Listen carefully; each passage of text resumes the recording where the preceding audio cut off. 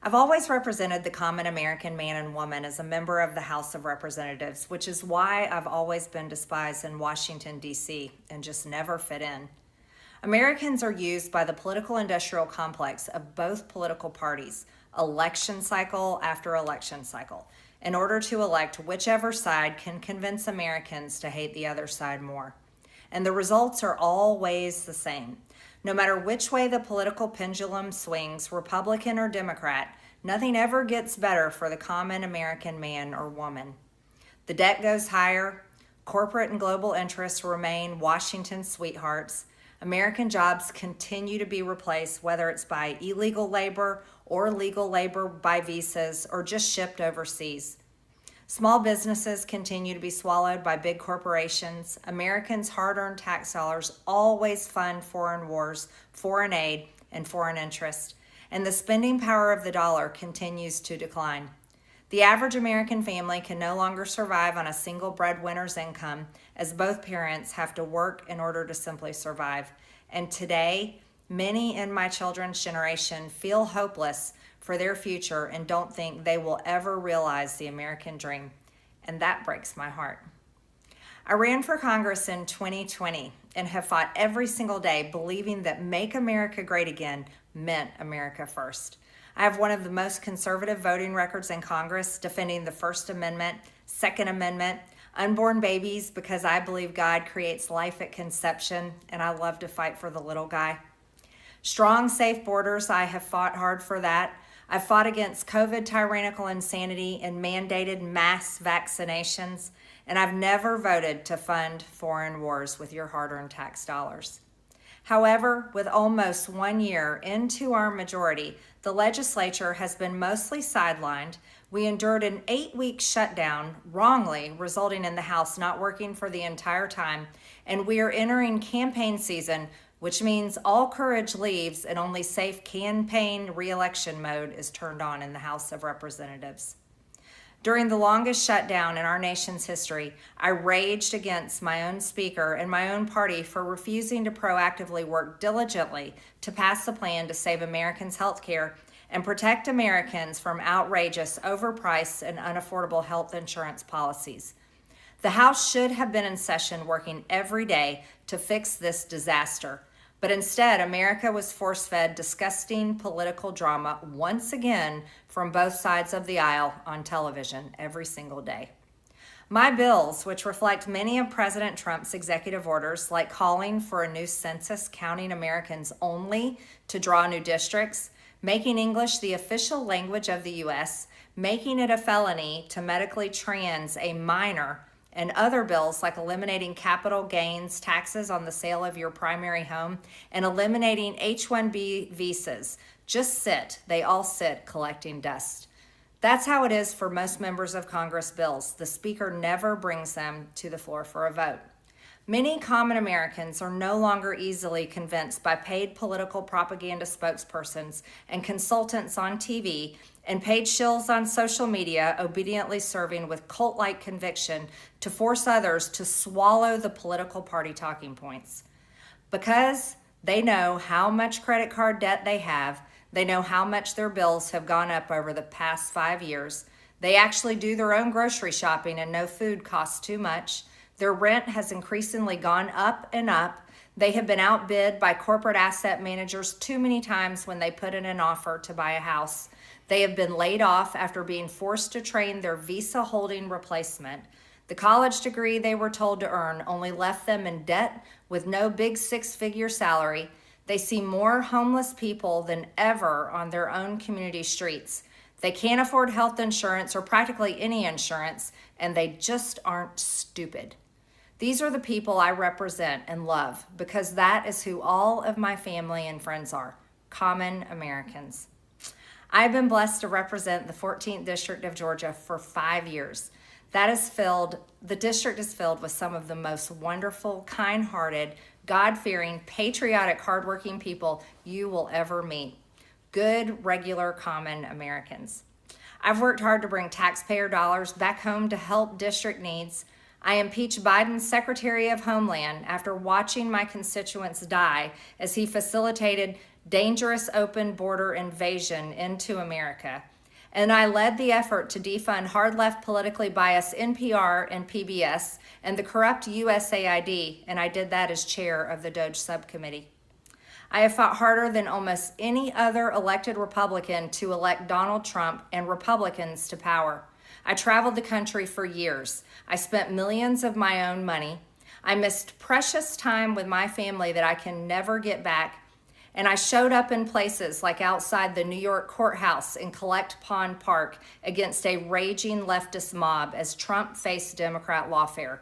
Meanwhile, most of the establishment Republicans who secretly hate him and who stabbed him in the back and never defended him against anything have all been welcomed in right after the election.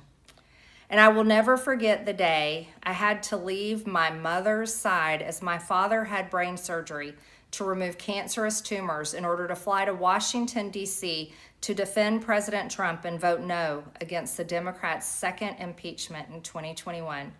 My poor father and my poor mother, it was way too much for all of us.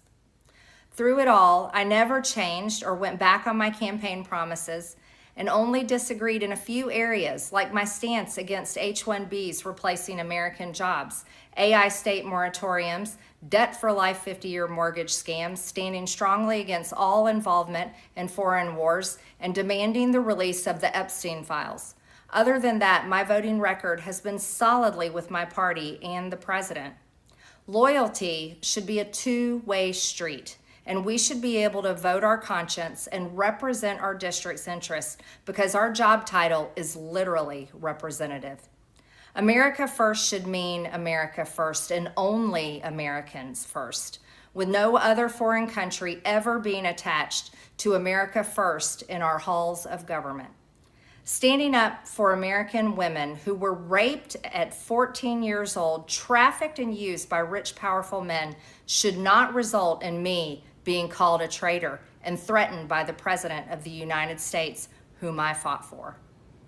However, while yes, hurtful, my heart remains filled with joy, my life is filled with happiness, and my true convictions remain unchanged because my self-worth is not defined by a man, but instead by God who created everything in existence.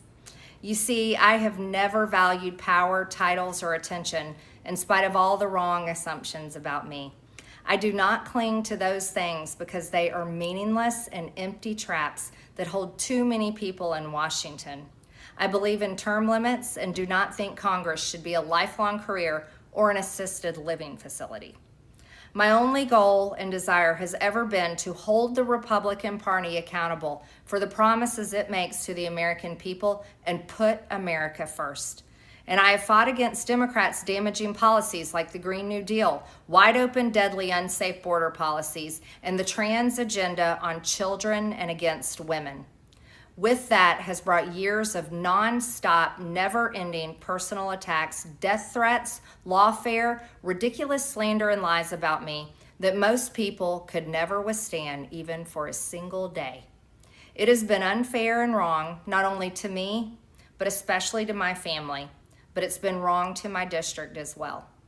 I have too much self-respect and dignity. I love my family way too much, and I do not want my sweet district to have to endure a hurtful and hateful primary against me by the president that we all fought for, only to fight and win my election while Republicans will likely lose the midterms, and in turn be expected to defend the president against impeachment after he hatefully dumped tens of millions of dollars against me and tried to destroy me.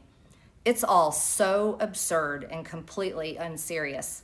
I refuse to be a battered wife, hoping it all goes away and gets better. If I am cast aside by the president and the MAGA political machine and replaced by neocons, big pharma, big tech, military-industrial war complex, foreign leaders, and the elite donor class that can never ever relate to real Americans, then many common Americans have been cast aside and replaced as well. There is no plan to save the world or a 4D chess game being played. When common American people realize and understand that the political industrial complex of both parties is ripping this country apart, that not one elected leader like me is able to stop Washington's machine from gradually destroying our country. And instead, the reality is that they, common Americans, the people, possess the real power over Washington, then I'll be here by their side to rebuild it. Until then, I'm going back to the people that I love, to live my life to the fullest as I always have, and I look forward to a new path ahead. I'll be resigning from office with my last day being January 5th, 2026, and I look forward to seeing many of you again sometime in the future. May God bless you all, and may God bless America. Wow, this right here is what is called shocking. This is a really, really shocking news. I didn't even see this coming. Majorie Taylor Greene resigning. She feels, that her life is being threatened, that Donald Trump, has dropped millions, just to have her destroyed. Wow, wow, this is really, really, really sad for someone like Marjorie Taylor Greene, who has always supported and stood by Trump, to be resigning under such circumstances is really, really, really sad. It's really, really sad. Just because she's speaking up and standing by women and children, from the Epstein case investigation, this is really, really sad. Well, it is what it is. Marjorie Taylor Greene, wish you the best in your future endeavors. Thank you.